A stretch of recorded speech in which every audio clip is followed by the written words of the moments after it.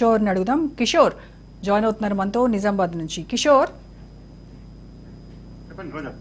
Yeah, ఈ రేవంత్ రెడ్డి చేసిన ఈ T20 ఫార్మేట్ లో ఇకపై ఉండాలి, తర్వాత కాస్త దూకుడుగా ఉండాలి అనేటువంటి వ్యాఖ్యలపై నిజామాబాద్ జిల్లా వ్యాప్తంగా ఏ రకమైనటువంటి రెస్పాన్సెస్ ఉన్నాయి? ప్రధానంగా చర్చ మొదలైందనే చెప్పవచ్చు. ఇక్కడ నేతల్లో గతంలో చూసుకున్నట్లయితే నిజామాబాద్ ఉమ్మడి జిల్లాని 9 నియోజకవర్గాలకు 9 కూడా కాంగ్రెస్ గెలుచుకున్న చరిత్ర ఉంది. కానీ ప్రస్తుతం గతం మొన్నటి ఎన్నికల్లో మాత్రం 4 సీట్లకే పరిమితమైంది.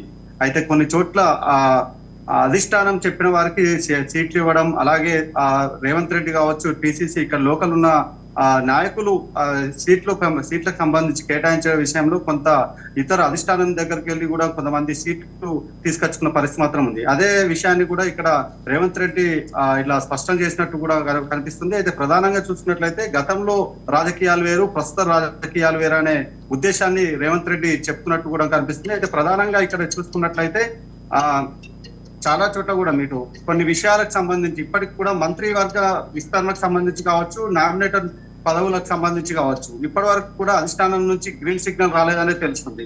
ఈ నేపథ్యంలో చూసుకున్నట్లయితే వారికి సంబంధించి ఇప్పటికే పలుమార్లు అటు అధిష్టానం దగ్గరకు తీసుకెళ్ళినప్పటికీ కూడా అధిష్టానం నుంచి వెళ్ళి అటు అనుమతి రాకపోవడంతో ఈ కేబినెట్ విస్తరణకు సంబంధించి, అలాగే నిజామాబాద్ జిల్లా నుంచి కూడా ఇప్పటి వరకు కూడా మంత్రివర్గ విస్తరణ కూడా జరగలేదు. ఆ మంత్రివర్గంలో నిజామాబాద్ సంబంధించిన నాయకులకు కూడా చోటు కల్పించలేదు. ఆ విషయానికి సంబంధించి అధిష్టానం దృష్టికి తీసుకెళ్ళినప్పటికీ కూడా అధిష్టానం దగ్గర నుంచి వెళ్ళి అనుమతి రాకపోవడం వల్లే ఇలా జరిగిందనే వాదనలు వినిపిస్తున్నాయి. అదే పనిచేసే వారికి అలాగే స్వేచ్ఛనిచ్చినట్లయితే, అయితే గతంలో చూసినట్లయితే దూకుడుగా వెళ్ళడం వల్లే రేవంత్ రెడ్డి తెలంగాణలో అధికారం వచ్చిందనే విషయాన్ని స్పష్టం చేసి వచ్చాడు. అలాగే కొన్ని నిర్ణయాలకు సంబంధించి ఇక్కడ పనిచేసే వారికి వదిలేస్తేనే బాగుంటుందనే వాదనలు కూడా వినిపిస్తున్నాయి. ఈ నేపథ్యంలో గతంలో ఛత్తీస్గఢ్ అలాగే ఇటు దక్షిణ తెలంగాణకు సంబంధించి చూసినట్లయితే తెలంగాణలో గట్టిగా ఉన్న బీఆర్ఎస్ పార్టీ 0 నుంచి ఇప్పుడు కాంగ్రెస్ పార్టీ 0 నుంచి అధికారంలోకి వచ్చింది. అటు ఛత్తీస్గఢ్ కావచ్చు, హర్యానా వంటి రాష్ట్రాల్లో ఇప్పటికే కాంగ్రెస్ పార్టీ బలంగా ఉన్నప్పటికీ కూడా విధానపరమైన లోపాల వల్ల సీట్ల పంపకాలు కావచ్చు, అలాగే పదవులు ఇవ్వడం వల్ల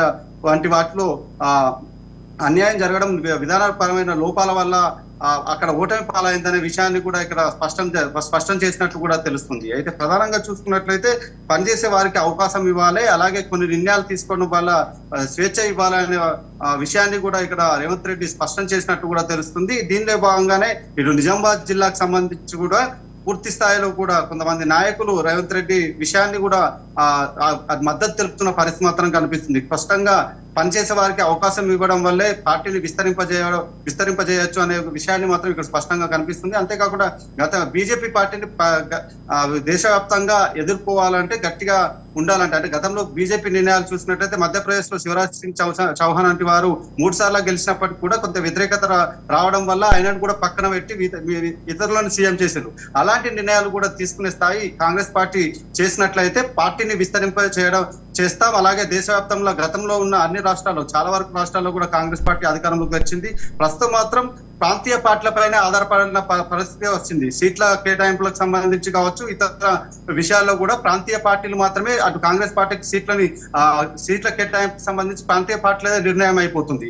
అలాంటి పరిస్థితి నుండి కాంగ్రెస్ పార్టీ అటు ముందుకు వెళ్ళాలంటే విధానపరంగా కావచ్చు, దూకుడుగా వెళ్ళాలి, ఉద్యమ పరంగా కావచ్చు, ప్రతి స్థానికంగా ఉండే అంశాలను ఉద్యమంగా తీసుకెళ్లి దాన్ని పరిష్కరించే దిశగా ముందరికి వెళ్ళినట్లయితే పార్టీ బలోపేతమవుతుందనే విషయాన్ని రేవంత్ రెడ్డి మాటల్లో స్పష్టంగా కనిపిస్తున్నట్టు ఇక్కడ తెలుస్తుంది. మొత్తానికి మాత్రం ఇటు గతంలో ఉన్న సీనియర్లను పక్కన పెట్టి జూనియర్లకు అలాగే యువకులకు యువరక్తాన్ని ఎక్కించినట్లయితే ఇంతకుముందు చెప్పినట్టు సిడబ్ల్యూసి వంటి వాటిలో ఎలాంటి నిర్ణయాలు సీట్లకు సంబంధించి కావచ్చు, అదే పదవులకు సంబంధించి కావచ్చు, సీఎంలను నియమించే విషయంలో కావచ్చు, ఎలాంటి విషయంలో అయినా సిడబ్ల్యూసీ నిర్ణయం తీసుకుంటూ వస్తుంది. అలాంటి వాటిలో సీనియర్లను కొద్దిగా, అంటే సీనియర్లకు సముచిత స్థానం ఇస్తూనే గౌరవిస్తూనే జూనియర్లను కూడా ముందుకు తీసుకెళ్ళినట్లయితే అటు పార్టీ బలోపేతం అవుతుంది. పార్టీ అన్ని రాష్ట్రాల్లో విస్తరింపజేసి అధికారంలోకి తిరిగి తీసుకొచ్చే అవకాశం ఉంటుందనే విషయాన్ని మాత్రం ఇక్కడ రేవంత్ రెడ్డి స్పష్టం చేసినట్లు తెలుస్తుంది. అందులో భాగంగానే అటు టెస్ట్ ఇన్నింగ్స్ ని పక్కపెట్టి, వన్డే ఇన్నింగ్స్ పక్కపెట్టి T20 ఫార్మాట్ పరంగా ముందుకు వెళ్ళినట్లయితే తెలంగాణ, కర్ణాటకలో రాష్ట్రాల్లో ఇతర రాష్ట్రాల్లో కూడా కాంగ్రెస్ పార్టీ విస్తరిస్తుంది, అధికారంలోకి వచ్చే అవకాశం ఉంటుందనే విషయాన్ని ఇక్కడ స్పష్టం చేస్తుంది. కిషోర్, అయితే నిజామాబాద్ జిల్లా వ్యాప్తంగా ఉన్నటువంటి నేతల్లో ఇప్పుడున్నటువంటి ఆ నేతలతో T20 ఫార్మేట్ ఆడటానికి సిద్ధంగా ఉన్నారా? ఆ నాయకత్వం సరిపోతుందా? అంటే జిల్లాకు సంబంధించి చూసినట్లయితే అటు జిల్లాలో కూడా అటు రెండు వర్గాలుగా ఏర్పడిన పరిస్థితి మాత్రం ఉన్నది. అటు రేవంత్ వర్గం ఒకవైపు ఉంటే కొంతమంది డైరెక్ట్ అధిష్టానం వద్దకు వెళ్లి రాహుల్ గాంధీతో ఉన్న అటు ఫ్రెండ్షిప్ కావచ్చు, వాళ్ళ దగ్గర ఉన్న సన్నిహితంతో కావచ్చు, చాలా మంది కూడా మధు యాస్కి కావచ్చు, ఇటు ఎమ్మెల్యేరెడ్డి ఎమ్మెల్యే మదన్ మోహన్ వంటి వారు కూడా డైరెక్ట్ అటు రాహుల్ కుటుంబంతో పరిచయం ఉండడం వల్ల డైరెక్ట్ గత ఎన్నికల్లో కూడా మదన్ మోహన్ డైరెక్ట్ అక్కడి నుంచే టికెట్ తెచ్చుకున్న పరిస్థితి. మధు యాస్కి వంటి వారు కూడా అటు డైరెక్ట్ రాహుల్ దగ్గరికి వెళ్లి ఎలాంటి విషయాలైనా మాట్లాడుకునే అవకాశం ఉంది. అలాగే రేవంత్ రెడ్డికి సంబంధించి ఒక వర్గం ఉంది. ఇలాంటి సమయంలో రేవంత్ రెడ్డి వ్యాఖ్యల్ని విమర్శించేవారు ఉన్నారు, ఆయనకు మద్దతు తెలిపేవారు ఉన్నారు. అలాంటి పరిస్థితుల్లో పార్టీ కొంత మనుగడ కూడా అలా ప్రశ్నార్థం అవుతుంది. అలాగే కాంగ్రెస్ పార్టీకి సంబంధించి కూడా కొంత లీడర్షిప్ లో ఎవరైతే ఉన్నారో లోకల్ గా నాయకుల సమన్వయం లోపం వల్ల రానున్న ఇప్పుడు మున్సిపల్ ఎన్నికలు కావచ్చు, పంచాయతీ ఎన్నికల వాటిలో కూడా పార్టీకి సంబంధించి కొంత ఇబ్బంది పరిస్థితి ఏర్పడే అవకాశం మాత్రం కనిపిస్తుంది. Right, thank you Kishore.